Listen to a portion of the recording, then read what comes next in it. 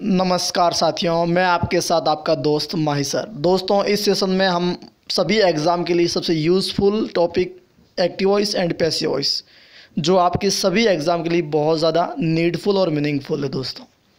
दोस्तों अभी तक अगर आप मेरे इस चैनल के लिए नए हैं तो पहले सब्सक्राइब कीजिए, फिर शेयर और कमेंट ज़रूर करें। दोस्तों बता देता हूं कि अगर आप किसी भी एग्ज़ाम यानी कि एयरफोर्स, पटवार, एलडीसी, एसएससी, सीटेट, रीटेट, इन सब में अगर कहीं पर भी अगर इंग्लिश सिलेबस में है तो दोस्तों एक्टिव और पैसिव भी आपके सिलेबस में होंगे है, तो उस हिसाब से बहुत ज़्यादा यूज़फुल टॉपिक है। ये एक्टिव पैसिव का मेरा पहला सेशन है। पहले आप चीज़ को समझिए, फिर मैं आपको एग्ज़ाम में सवाल किस टाइप से आपको आएगा, किस टाइप से अटेंड करना है, वो भी चीज़ आपको अगले वीडियो में बताऊंगा। दोस्तों तो देखिए, हम बात करें एक्टिव और पैसिव की। सबसे पहले हम अर्थ जान लेते हैं कि एक्टिव होता क्या है और पैसिव होता क्या है। तो देखिए, एक्टिव का मतलब होता है सक्रिय, जो जैसे मैं एक्टिव हूँ, आप भी एक्टिव है। और पैसिव का मतलब होता है निष्क्रिय। कहने का मतलब ऐसा सेंटेंस जिसमें सब्जेक्ट एक्टिव होता है तो एक्टिव वॉइस, जिसमें सब्जेक्ट पैसिव होता है यानी कि निष्क्रिय होता है वो आपका पैसिव वॉइस। जैसे मैं कहता हूँ राम ने रावण को मारा, और इसी कथन को अगर मैं ऐसा कहूँ रावण राम के द्वारा मारा गया, दोनों में मारने वाला राम है, मरने वाला रावण है, लेकिन फिर भी एक में सब्जेक्ट एक्टिव है यानी कि राम एक्टिव है तो वो एक्टिव वॉइस है, क्योंकि शुरुआत में बोल रहा हूँ राम ने रावण को मारा, इसमें सब्जेक्ट एक्टिव है तो ये एक्टिव वॉइस है। और एक मैं कहता हूँ रावण राम द्वारा मारा गया, इसमें राम निष्क्रिय है यानी कि पैसिव है। तो इसका मतलब आपसे डाउट ये क्लियर होता है कि जो आपका एक्टिव वॉइस होगा उसमें सब्जेक्ट सक्रिय होगा और पैसिव वॉइस में आपका सब्जेक्ट निष्क्रिय होगा। इसके बाद मैं ले चलता हूँ आपको अगली चीज़ पे। अगली चीज़ ये है कि आप एक्टिव और पैसिव जब पढ़ते हैं तो आपको टेंस का नॉलेज भी होना कंपलसरी है, और टेंस का नॉलेज नहीं होगा तब तक कोई भी चीज़ पॉसिबल नहीं है। तो टोटल टेंस कितने हैं गाइस? तो टोटल टेंस है आपके 12। कितने टेंस है? 12। और 12 में से पैसिव सिर्फ और सिर्फ 8 टेंस का ही बनता है, यानी कि परफेक्ट कंटिन्यूस टेंस 3 है। Present perfect continuous, past perfect continuous, future perfect continuous, इन तीनों का पैसिव नहीं बनता है, और फ्यूचर कंटिन्यूस का भी पैसिव नहीं बनता है। यानी कि 12 में से 4 का पैसिव नहीं बनता, तो पैसिव सिर्फ 8 टेंस का ही बनता है। दोस्तों ये चीज़ सीखने से पहले सबसे बड़ी बात है वो हम जान लेते हैं। पहले सबसे बड़ी बात यह है कि इंग्लिश के अंदर आपके 3 पर्सन होते हैं। अब पर्सन कौन कौन से? 3 पर्सन कौन कौन से? तो एक फर्स्ट पर्सन, दूसरा सेकंड पर्सन और तीसरा थर्ड पर्सन। फर्स्ट पर्सन कौन कौन से? तो 2 है, आई और we.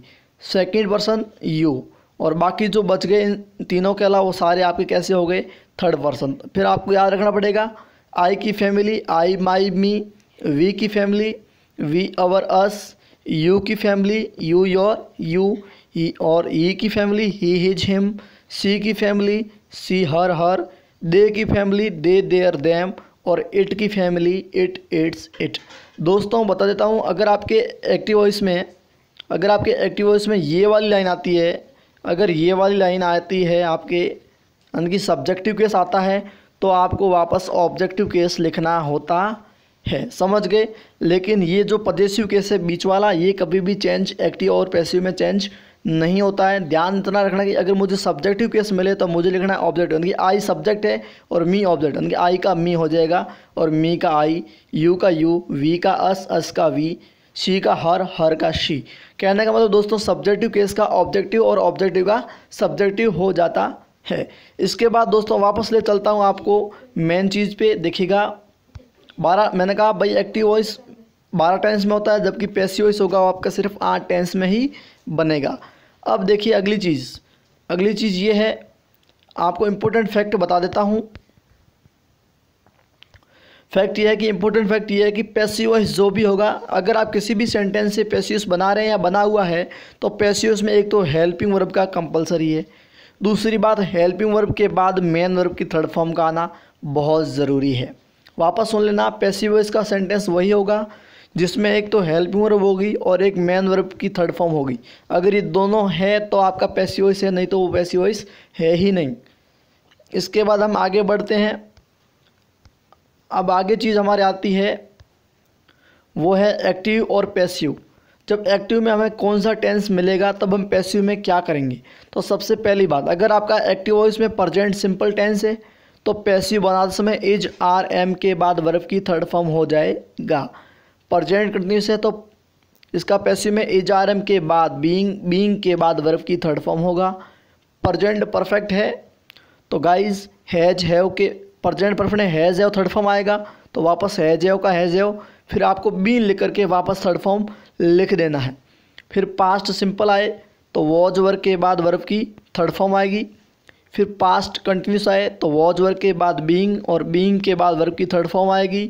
Past perfect had been third form, और फ्यूचर सिंपल में विल सेल के बाद बी और बी के बाद वर्ब की थर्ड फॉर्म आएगी। और फ्यूचर परफेक्ट के अंदर गाइज विल सेल के बाद हैव के बाद बीन और बीन के बाद वर्ब की थर्ड फॉर्म आएगा। अब मैं आपको बता देता हूँ, इससे पहले मैंने आपको टेंस पढ़ाया और सभी टेंस की जानकारी के लिए आप इसी चैनल पे समस्त टेंसों का जो एडवर्बियल्स है या सभी टेंस की हेल्प वर्ब है वो मेन वर्ब को इसी चैनल से पढ़ सकते हैं और देख सकते हैं। तो दोस्तों बता देता हूँ कि आपके जो 3 प्रेजेंट के हैं और 3 ही पास्ट के हैं और 2 फ्यूचर के हैं। अब आपको सबसे पहले ये देखना कि इनके एक्टिव में क्या क्या है। जैसे प्रेजेंट सिंपल में डू डज आता है और एक वर्ब की फर्स्ट फॉर्म भी आती है और एक वर्ब के साथ एस और ईएस भी आता है। अगर मुझे सेंटेंस में वो मिले तो मैं वापस बनाते समय इज आर एम के बाद वर्ब की थर्ड फॉर्म कर दूंगा। अब शर्त एक बात ध्यान रखना, कंटिन्यूस टेंस जितने भी उन सब में आईएनजी आता है तो वापस पैसिव बनेगा तो आईएनजी का बीइंग हो जाता है। और परफेक्ट टेंस जितने भी उन सब में बीन आएगा, यानी कि सभी परफेक्ट के अंदर क्या आएगा, बीन आएगा। और सभी कंटिन्यूस का जो पैसिव बनाएंगे उसमें बीइंग आएगा, BEING। ओके गाइज, अब मैं आगे आपका शुरू कर रहा हूँ एक्टिव और पैसिव। अब देखिए सबसे पहले हम देख लेते हैं अफर्मेटिव सेंटेंस का पैसिव क्या है। तो देखिएगा, अफर्मेटिव सेंटेंस को हो या पॉजिटिव सेंटेंस को, यानी कि ऐसा सेंटेंस जो एकदम सिंपल हो, जिसमें किसी भी प्रकार का नॉट का यूज ना हो या उसमें क्वेश्चन मार्क ना हो या उसमें एक्सक्लेमेशन साइन ना हो, तो आपका वो अफर्मेटिव या पॉजिटिव सेंटेंस होता है। तो इसका पैसिव करने के लिए आपको एक्टिव में देखिए, ये एक्टिव है और ये पैसिव है। अगर आपको एक्टिव से शुरुआत में सब्जेक्ट, फिर मेन वर्ब, हेल्पिंग वर्ब, फिर मेन वर्ब और फिर ऑब्जेक्ट मिलता है। कई बार क्या होता है कि यहाँ पे पॉजिटिव में आपको सिर्फ मेन वर्ब मिलती है, हेल्प वर्ब मिलती नहीं है, फिर भी हमको उस टेंस की हेल्प वर्ब का पता करके पैसिव इसमें लिखना होता है। तो पैसिव में देखिए सबसे पहले हम ऑब्जेक्ट है, ऑब्जेक्ट का बना दो सब्जेक्ट, यानी कि ऑब्जेक्ट को आगे ले आओ, ऑब्जेक्ट अपना आगे आएगा, सब्जेक्ट बन जाएगा। फिर टेंस का पता करके हेल्प वर्ब लिखो, फिर टेंस का पता करके मेन वर्ब लिखो और उसकी थर्ड फॉर्म आती है पैसिव में। फिर जैसे ही सब्जेक्ट ऑब्जेक्ट बनेगा तो बाई लग करके फिर इसका ऑब्जेक्ट करेंगे। अगर यहाँ पे आई है तो यहाँ हो जाएगा बाई मी, और अगर यहाँ पे मी है तो यहाँ हो जाएगा आई। समझ गए दोस्तों, आगे चलते हैं। अब इसका एग्जाम्पल देखिएगा, राम इज कुकिंग राइस। इसमें देखो इज प्लस ING आया, प्रेजेंट कंटिन्यूस। सबसे पहले ऑब्जेक्ट को बनाओ सब्जेक्ट, ऑब्जेक्ट को मैं आगे लाया तो बन गया राइस का राइस। फिर मैंने टेंस का पता किया कि भाई प्रेजेंट कंटिन्यूस है और प्रेजेंट कंटिन्यूस होता था पैसिव, इसमें इज RM के बाद वर्ब की, इज RM के बाद बीइंग और बीइंग के बाद थर्ड फॉर्म। तो ये इज का इज लिख दिया, राइस भी अनकाउंटेबल इज आएगा, फिर ये ING, इस ING का बीइंग आएगा, फिर इस मेन वर्ब की फर्स्ट फॉर्म का थर्ड फॉर्म हो गया। फिर जैसे ही राम यहाँ आया तो बाई राम लिखा। समझ गए दोस्तों, राम इज कुकिंग राइस का होगा, rice is being cooked by Ram. अगला सेंटेंस देखिए, ही हैड टॉट इंग्लिश। यहाँ देखो हैड थर्ड फॉर्म, ये आपका पास्ट परफेक्ट का है और पास्ट परफेक्ट का है ना, तो इसका सबसे पहले ऑब्जेक्ट को सब्जेक्ट बनाओ, इंग्लिश का इंग्लिश। फिर यहाँ हैड थर्ड फॉर्म होता है, उसका हैड बीन थर्ड फॉर्म हो जाता है, यानी कि हैड का हैड यहाँ पे आएगा बीन, फिर थर्ड फॉर्म का थर्ड फॉर्म। जैसे ही यहाँ आया तो ही का हो गया बाई हिम। मैं आशा करता हूँ कि आपको बिल्कुल समझ में आया। दोस्तों मैं उम्मीद करता हूँ कि आपने मेरे इस चैनल को अब तक सब्सक्राइब कर दिया है, अगर नहीं भी किया है तो दोस्तों अभी आप कर लें। फिर मैं आपको लेके चलता हूँ दोस्तों नेगेटिव सेंटेंस, जो आपके नेगेटिव सेंटेंस जिसमें नॉट आता है उस सेंटेंस का पैसिव कैसे बनेगा। तो उसमें कोई बात नहीं, आपको एक शर्त याद रखनी है कि इंग्लिश के सेंटेंस में नॉट हमेशा हेल्पिंग वर्ब के बाद, इंग्लिश के सेंटेंस में नॉट हमेशा हेल्पिंग वर्ब के बाद थर्ड स्थान पे, यानी कि तीसरे स्थान पर आता है। तो अब देखो एक्टिव वॉइस में अगर यहाँ पर भी आपके तीसरे स्थान पे और पैसिव बना है तो अभी यहाँ पे तीसरे स्थान में। शर्त यह है कि ऑब्जेक्ट को बना दो सब्जेक्ट और सब्जेक्ट को बना दो ऑब्जेक्ट। जैसे ही सब्जेक्ट ऑब्जेक्ट बनेगा तो बाई प्लस आएगा, समझ गए। बाकी सब अपनी जगह पे आएंगे, बाकी किसी की भी जगह चेंज नहीं करनी है, सिर्फ सब्जेक्ट और ऑब्जेक्ट की जगह चेंज हुआ करती है।